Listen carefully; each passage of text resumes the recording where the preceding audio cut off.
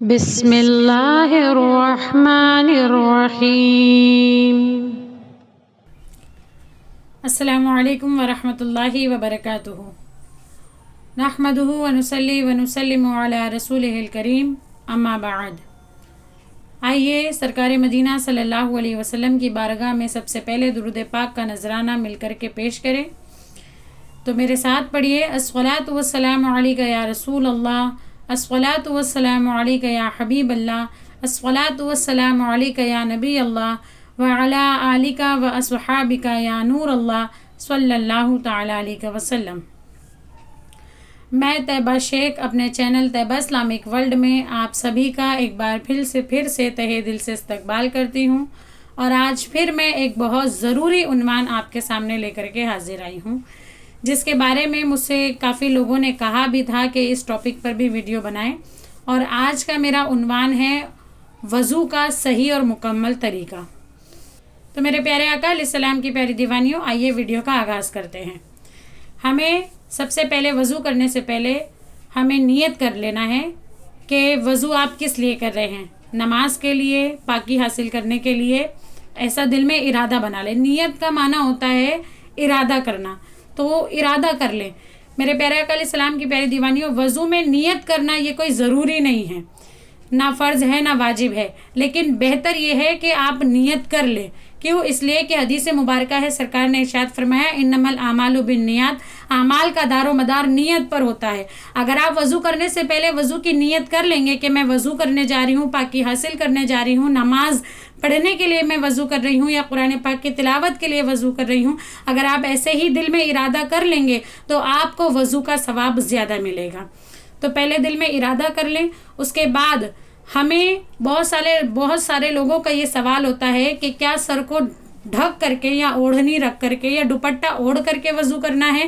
تو ہاں، بہتر یہی ہے کہ آپ جو ہے سر چھپا کر کے وضو کریں، اوڑھنی اوڑھ کر کے وضو کریں، اور اگر دوپٹہ نہ بھی رکھا گیا تب بھی وضو ہو جاتا ہے۔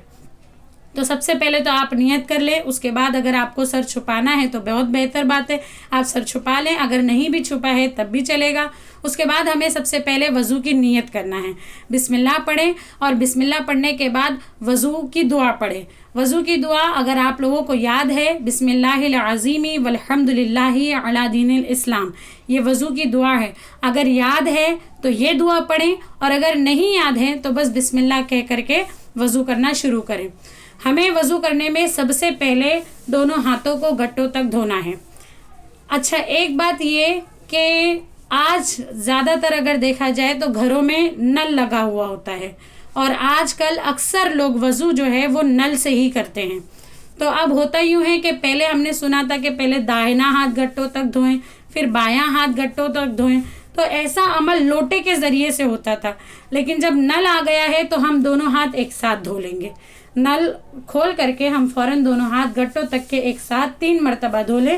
اس طریقے سے 1 مرتبہ، 2 مرتبہ، 3 مرتبہ، 3 مرتبہ دھونا سنت ہے، اور گھٹوں تک کے ہاتھ دھونا یہ سنت ہے۔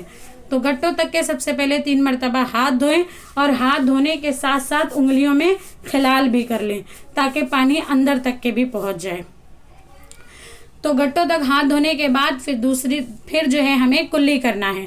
اچھا، یہ بات دھیان رہے کہ نل جب ہم کھولتے ہیں تو وضو کرنے میں بہت مرتبہ ایسا ہوتا ہے کہ جو ہمارا شروع سے نل کھلا ہے، جب وضو کرنے کی شروعات ہوئی ہے تب سے جو نل چالو ہوا ہے تو اینڈ تک کے وہ چالو رہتا ہے، جس کی وجہ سے پانی کا بہت اسراف ہوتا ہے۔ آپ وضو کرنے کے لیے ثواب حاصل کرنے کی نیت سے اگر آپ وضو کرنے گئی ہیں تو بجائے ثواب کے آپ کا جو پانی اسراف ہو رہا ہے، پانی جو ضائع ہو رہا ہے، خرچ ہو رہا ہے، اس کا گناہ بہت زیادہ آ جائے گا۔ اسی لیے کوئی بھی عمل کرے تو جیسے ہی ہو جائے فوراً نل بند کر دیں۔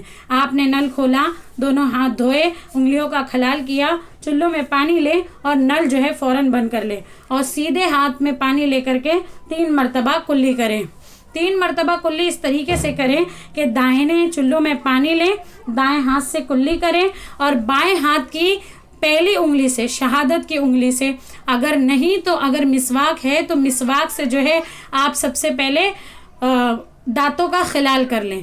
اگر مسواک نہیں ہے تو منہ میں چلوں میں پانی لینے کے بعد آپ پہلی انگلی سے दाहिने हाथ की, सीधे हाथ की पहली उंगली से दांतों का खलाल कर लें, अच्छे से दांतों को साफ कर लें।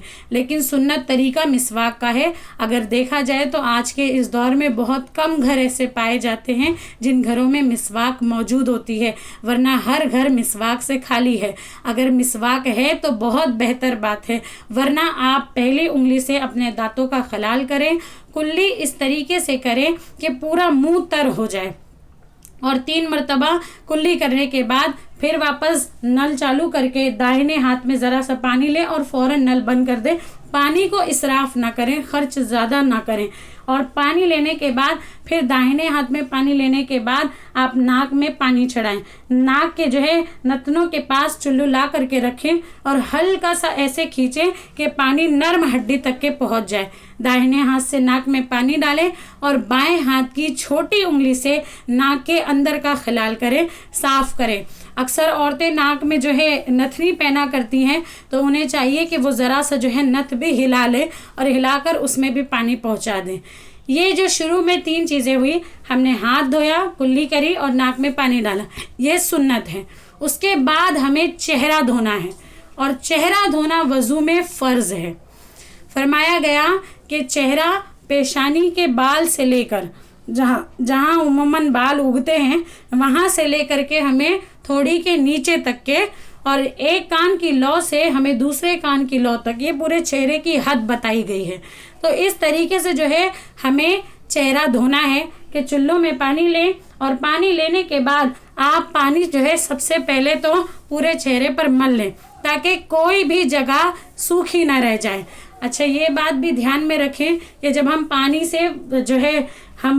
से जब भी अपना चेहरा धोते हैं तो बहुत मर्तबा ऐसा होता है कि इस तरीके से धोने में ये साइड का हिस्सा लौ हमारी और थोड़ी के थोड़ा नीचे का हिस्सा हमारा सूखा रह जाता है। तो बहुत ध्यान से हमें चेहरा धोना है, क्योंकि चेहरा धोना फ़र्ज़ है। तो इस तरीके से धोएं कि ये जो आँख के ऊपर का हिस्सा है, ये जो पलक के बाल हैं, ये जो आँख के नीचे का हिस्सा है, ये जो नाक के जो है साइड का हिस्सा है, और ये जो होठ के नीचे का हिस्सा है, ये सारी जगह भी तर हो जाना चाहिए। और तर होने से मुराद ऐसा तर होना चाहिए कि उस पे से पानी बह जाना चाहिए, सिर्फ गीला नहीं होना चाहिए, बल्कि इतना कि उस पर से पानी 2 बूंद बह जाए। तो इसलिए पहले से पानी लें और ऐसे ऊपर रखें ताकि पूरा पानी पहले बह जाए। ये बहुत ज़रूरी, बहुत इम्पोर्टेंट है, क्योंकि अगर सिर्फ गीला हुआ, इस तरीके से हमने पहले किया तो सिर्फ गीला ही हुआ, और अगर आपने सिर्फ ऐसे ही करके छोड़ दिया तो उसकी वजह से ये होगा कि आपका चेहरा धुला नहीं बल्कि आपका मसा हो गया। मसा का माना होता है गीला हाथ फेर देना। तो हमारा ऐसे हो गया कि हमने ऐसे किया और पानी फिर गया तो वो मसा हो गया। और धोना क्या होता है कि पानी बह जाना, दोनों में फ़र्क होता है। मसा वो होता है कि सिर्फ गीला हाथ फेरना, और धोना वो होता है कि पानी का बह जाए। तो हमें चेहरे को धोना है, चेहरे का मसा नहीं करना है। इसलिए चेहरा ऐसे धोएं कि हमारा जो है पानी इस तरीके से डालें कि हर जगह से पानी बह जाए। एक मर्तबा में अगर ना बहा तो दूसरी बार फिर पानी लें और फिर ऐसे डालें, और ध्यान रखें कि हमारी लौ जो है कान की वो भी तर हो जाए, थोड़ी के नीचे का जो हिस्सा है वो भी तर हो जाए। इसलिए कि अगर वज़ू सही नहीं होगा तो हमारी नमाज भी कबूल नहीं हो। इसीलिए वज़ू बहुत ज़रूरी है कि सही से वज़ू किया जाए, आराम से वज़ू किया जाए। अक्सर जल्दी में हम ध्यान नहीं देते हैं, हमारे जो साइड के बाल होते हैं वो सूखे रह जाते हैं। तो इसलिए 3 मरतबा चेहरा धोएं, इस तरीके से धोएं कि पूरे चेहरे के हर बाल, हर उज़्व, हर जगह कोना कोना तर हो जाए, ऐसा तर हो जाए कि उस पर से पानी बह जाए। 3 मरतबा चेहरा धोना है, और चेहरा धोने के बाद सीधा हाथ 3 मरतबा कोहनियों समेत धोना है। एनाफ का मसलक ये है कि कोहनी के ऊपर तक धोएं, मतलब कोहनी भी तर होना चाहिए और उसके ऊपर का थोड़ा सा और जो है हिस्सा भी तर हो जाना चाहिए। तो इस तरीके से पानी हमें पहले लेना है और लेने के बाद ऐसे डालना है और डालकर पहले तो हमें हाथ को गीला कर लेना है ताकि जब हम पानी डालें तो वो फ़ौरन बह जाए। इसलिए कि अगर हाथ हमारा सूखा रहेगा तो हो सकता है कि हर बाल पर पानी ना पहुँचे, इसलिए सीधे हाथ में पानी लें और पानी लेने के बाद ऐसे डालें कि 3 मरतबा में हाथ का हर बाल तर हो जाए और उसमें से पानी बह जाए। 3 मरतबा दाहिना हाथ धोएं। ये भी याद रखें, अगर आस्तीन पहने हैं, आस्तीन तंग है, उसे कोशिश करें ऊपर चढ़ाने की और ऊपर चढ़ा करके किसी भी तरीके से कोहनी को हमें भिगाना है। अक्सर औकात ऐसा होता है कि हम यूं करके पानी तो डाल लेते हैं लेकिन हमारी कोहनी सूखी रह जाती है, कोहनी का इर्द गिर्द का जो हिस्सा है वो सूखा रह जाता है, या आगे का जो हिस्सा है वो इस तरीके से जब बंद कर लेते हैं तो ये हिस्सा सूखा रह जाता है। तो हमें ये हिस्सा भी गीला करना है, इस तरीके से डालें कि ये भी गीला होए और कोहनी का भी पूरा हिस्सा गीला हो जाए। इसी तरीके से सीधे हाथ पहले 3 मरतबा धोएं, फिर उल्टा हाथ 3 मरतबा धोएं। ये दोनों हाथ हो गए। अब उसके बाद हमें सर का मसाह करना है। मसे में भी अक्सर औकात बहुत सारी गलतियां हो जाती हैं। पहले हम हाथों को चुल्लू में पानी लेकर के हाथों को गीला कर लें और गीला करने के बाद दोनों हाथ की तीनों उंगलियां मिलाएं। दोनों हाथ की ये 3 उंगलियां मिलाएं। शहादत की उंगली, अंगूठे की उंगली को छोड़ करके ये 3 उंगलियां मिला करके हमें पेशानी के बाल जहाँ से उगते हैं वहाँ पेशानी पर रखना, और रखने के बाद हमें सिर्फ उंगलियां, हथेलियां नहीं, सिर्फ उंगलियां हमें रख करके इसे खींचते हुए जो है पीछे ले जाना है गुद्दी तक के। और गुद्दी तक जब हम उंगलियों को ले गए तो अब हमें उंगलियां हटा देना है, अब हमें हथेली रख देना है गुद्दी पर, और हथेली रखने के बाद हम गए थे ऊपर से, अब हमें आना है दोनों साइड से। तो हथेली रखने के बाद हम वापस साइड से वहीं लेकर के आ जाएं जहां से हमने शुरू किया था। ये आगे का हिस्सा हो गया। अब बची पहली उंगली और अंगूठा। तो शहादत की उंगली से हमें कान के अंदर का अच्छे से मसाह करना है, हर जगह ऐसे उंगली फिरा लें, और फिर अंगूठे से हमें कान के पीछे के हिस्से का मसाह करना है। आगे का हो गया। अब पीछे की उंगलियों के से हमें गर्दन का मसाह करना है। ये बात याद रहे कि हुजूर मदीना सल्लल्लाहु अलैहि वसल्लम ने इस बात की ताकीद दिलाई है कि मसाह में हमें गले का मसाह नहीं करना है, गले का मसाह करना मकरूह है। तो बाज़ औक़ात होता यूँ है कि जब हम मसाह कर रहे होते हैं तो मसाह करते वक्त जो है हमारा हाथ गले तक आ जाता है। तो इस बात पर हमें तवज्जो देना है कि हमें वज़ू में मकरूहात को दाखिल नहीं करना है। तो इसलिए आप जब उंगलियों से गर्दन का मसाह करें तो बस यहाँ ला कर के फ़ौरन छोड़ दें। और अगर ऐसा करने में बाज़ औक़ात ऐसा होता है कि हम भूल जाते हैं और जो है आगे तक के आ जाता है, तो एक दूसरा तरीका ये बताया गया है कि आप बजाय पीछे से आगे आने के आप इधर हाथ रख के ऐसे पीछे चले जाएं। तो इससे फ़ायदा होगा कि हमारे गले तक हमारा हाथ नहीं आएगा। तो गर्दन का मसाह कर लें। उसके बाद सबसे आखिर में हमें पैर धोना है। सबसे पहले दाहिना पैर टखनों समेत उंगलियों से ले करके टखने के ऊपर के हिस्से तक के हमें धोना है। यहाँ पर भी आप तवज्जो ये रखें, ध्यान ये रखें कि टखने के ऊपर तक का हिस्सा तर हो जाए, टखना भी भीग जाए।